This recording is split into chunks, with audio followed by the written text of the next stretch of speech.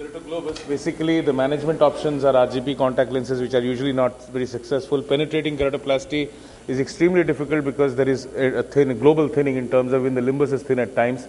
So there might be a disparity between thickness of the graft and the host.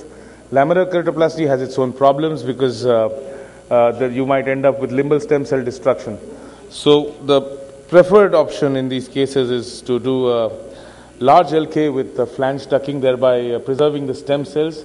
What we are going to do is a severe keratoconus. We're going to make stab incisions before we start, because we want the eye to be soft and hypotenuse.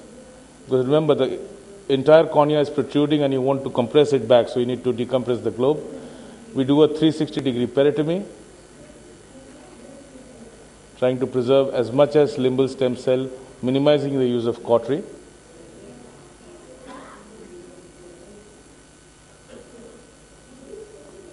After that, we use alcohol to de-epithelize the entire epithelium.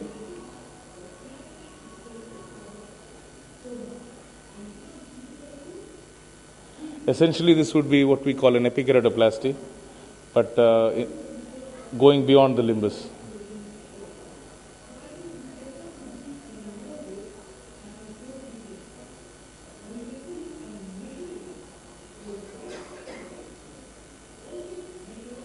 Use an 11 millimeter trephine to mark out the host bed.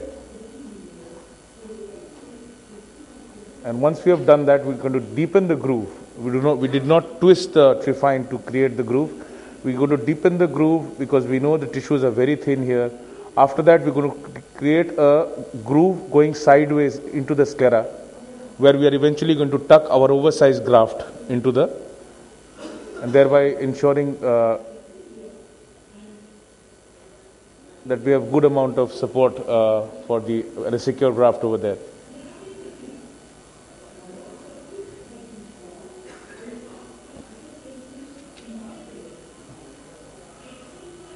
So I'm initiating the groove with a green super blade, following which I'll use a crescent knife to take the groove further and deeper.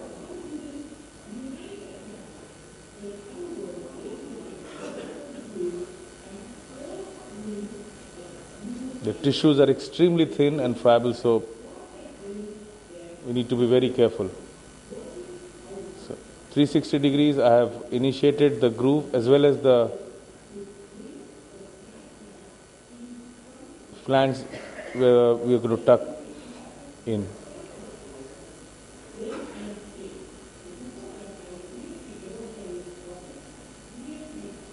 So now we are using the crescent knife to enlarge the groove sideways within the sclera.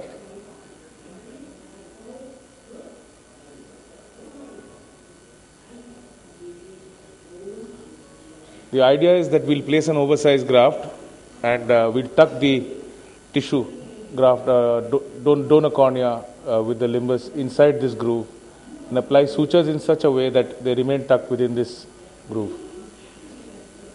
So you can see there's a large pocket we have created.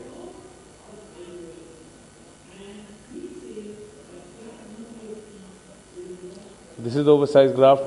We take the 10-0-10 needle and pass it direct through the entire length of the tunnel that we have created, thereby pulling the tissue along with the suture within that groove. So these are the 4 cardinal sutures that we have placed. I'm going into the interface and washing off any debris that might be there. And to finish the surgery, we just keep applying interrupted sutures, as Dr. Rishi had shown. This is at the end of the surgery. So essentially, this is what we have done. The green part is the donor cornea going inside the groove over there, thereby preserving the limbal stem cells over there, as well as the conjunctiva. Thank you very much.